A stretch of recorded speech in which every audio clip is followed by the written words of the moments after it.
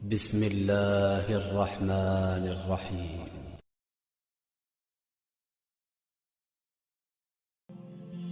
دنیا کی کوئی چیز اتنی پاک اور شفاف نہیں جتنا پاک وہ دل ہے جس پر اللہ کی محبت قابض ہے۔ سب کچھ چھوڑ کر اپنے رب پر اندھا اعتبار کر لیں، یقین کر تیرا رب اپنے وعدوں کا بڑا سچا ہے۔ سب سے اچھی زندگی وہ بسر کرتے ہیں جو اپنی ضرورت پوری کرنے کے لیے اللہ کے سوا کسی اور پر بھروسہ نہیں کرتے۔ جب انسان اپنے رب پر اس قدر بھروسہ کر لیتا ہے کہ اس کے علاوہ کوئی بھی اس کی ضرورت پوری کرنے والا نہیں، تو اللہ بھی اپنے بندے کو مایوس نہیں لوٹاتا۔ کمسن بچے کا دل خالی زمین کے مانند ہوتا ہے، اس زمین میں جو بیج ڈالا جائے وہ اسے قبول کر لیتی ہے۔ حضرت علی رضی اللہ عنہ فرماتے ہیں، گنہگار لوگوں کی محفل میں شرکت کرنے والا اللہ کے عذاب سے محفوظ نہیں رہتا۔ ایسی محفل میں جہاں کھلم کھلا گناہ ہو، شامل ہونا ایمان کو ختم کر دیتا ہے۔ فضول چیزوں اور فضول باتوں کو چھوڑ دو، احمق اور بیوقوف لوگ خود بخود تم سے دور ہٹ جائیں گے۔ بدترین سچائی یہ ہے کہ انسان خود اپنی تعریف کرنے لگے۔ فخر کرنے سے بڑھ کر کوئی جہالت نہیں۔ آپ فرماتے ہیں، میں اپنے سے بڑوں کا احترام اس لیے کرتا ہوں کہ ان کے ثواب مجھ سے زیادہ ہیں، اور اپنے سے چھوٹوں کا احترام اس لیے کرتا ہوں کہ ان کے گناہ مجھ سے کم ہیں۔ جو لوگ تکلیف دے رہے ہیں، بات بات طعنہ دے رہے ہیں، تہمتیں لگا رہے ہیں، تو آپ ایک بات کو یاد رکھیں کہ وہ رب کچھ نہیں بولتا، وہ واقف ہے ہر زخم سے۔ لوگوں کے رویوں کو اس کے سپرد کر دیں، آپ کا اجر بہت قریب ہے۔ آپ کے صبر کے اس سفر میں آپ کا رب آپ کے ساتھ ہے، مایوس مت ہوں۔ مشکل حالات میں اگر ہمت ہار کر مایوس ہو جاؤ گے تو پھر اللہ تمہیں تمہارے حال پر چھوڑ دے گا، لیکن مشکل حالات میں اگر اللہ کی حکمت پر یقین رکھ کر صبر کرو گے، دعا مانگو گے، تو وہ رحمان اپنی رحمت سے تمہیں تھام لے گا، سمیٹ دے گا۔ پھر جلد ہی تمہارے سارے شکوے اور پریشانیاں شکر میں بدل جائیں گے، کیونکہ جب وہ تھام لیتا ہے تو کوئی گرا نہیں سکتا، اور جب وہ سمیٹ دیتا ہے تو کوئی بکھیر نہیں سکتا۔ شیخ سعدی رحمۃ اللہ علیہ فرماتے ہیں، دوستی کا رشتہ بہت بہتر ہے رشتہ داری سے، کیونکہ رشتہ داروں سے رشتہ خون کا ہوتا ہے، اور دوستوں سے رشتہ دل کا ہوتا ہے، اور دل سارے جسم کو خون سے مہیا کرتا ہے۔ شیخ سعدی رحمۃ اللہ علیہ فرماتے ہیں، میں پوری زندگی دو بندوں کو تلاش کرنے پہ بھی تلاش نہ کر سکا، ایک وہ جس نے اللہ کے نام پر دیا ہو اور غریب ہو گیا ہو، دوسرا وہ جس نے ظلم کیا ہو اور اللہ کی پکڑ سے بچ گیا ہو۔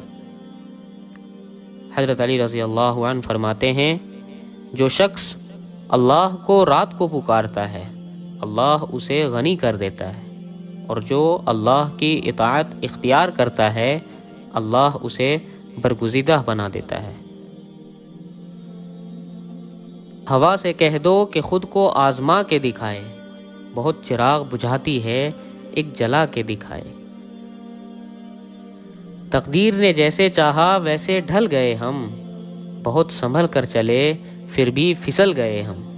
کسی نے بھروسہ توڑا تو کسی نے دل، اور لوگوں کو لگتا ہے کہ بہت بدل گئے ہم۔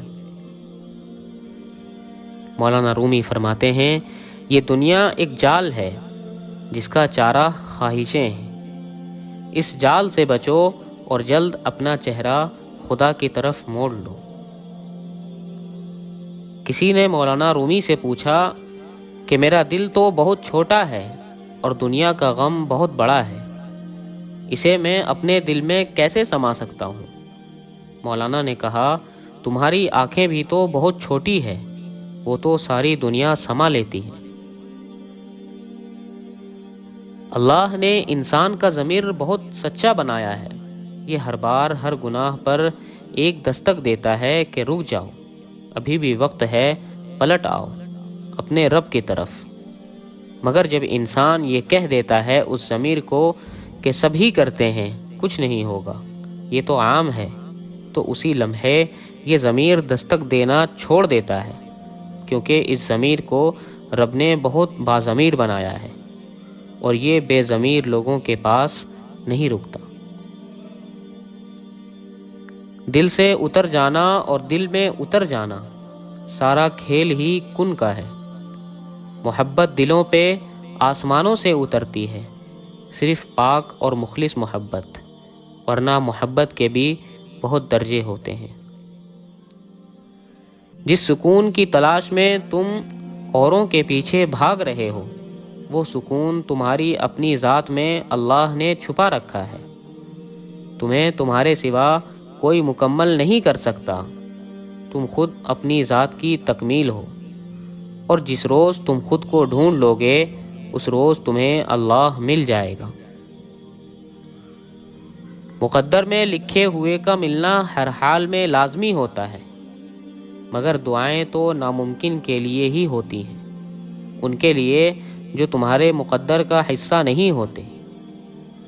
تم کہتے ہو کہ جب وہ مقدر میں ہی نہیں تو پھر دعا کیوں مانگوں میں؟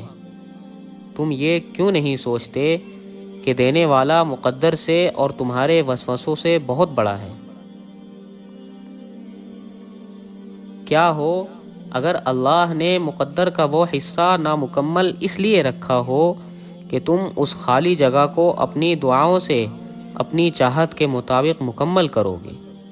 کیا ہو اگر وہی تمہارا نصیب ہو جس پر تم ہمت ہار بیٹھے ہو؟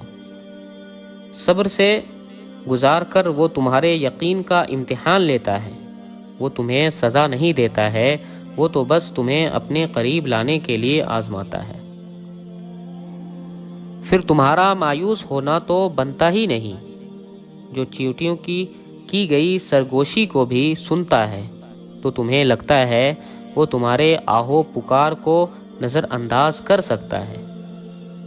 وہ سسکی جو زبان سے نکل کر بھی کان تک پہنچ نہیں پاتی، وہ بھی اس تک پہنچ جاتی ہے، اور پھر وہ تمہارے صبر کرنے پر ہی تو تمہاری زندگی سنوار رہا ہوتا ہے۔ مشکل ترین حالات میں بھی میں نے یہی سیکھا ہے کہ صرف آپ کی اپنی ہمت، آپ کی سوچ، آپ کے خیال، آپ کا حوصلہ اور آپ کا پختہ ارادہ آپ کو مضبوط بنانے اور آپ کی زندگی بچانے میں بہت اہم کردار ادا کرتا ہے۔ مولانا رومی فرماتے ہیں، اگر آنکھ کی بینائی ختم ہو جائے تو انسان رات اور دن میں فرق نہیں کر سکتا، اسی طرح اگر انسان دل کا اندھا ہو جائے تو وہ حق اور باطل میں فرق نہیں کر سکتا۔ مولانا رومی فرماتے ہیں، اگر تم خدا کو دیکھنا چاہتے ہو تو اس کا ایک طریقہ ہے کہ تم اپنے دل میں جھانک کے دیکھو، کیونکہ تمہارا دل ایک آئینہ ہے، اگر یہ بدی سے پاک ہو تو اس میں خدا بھی نظر آ سکتا ہے۔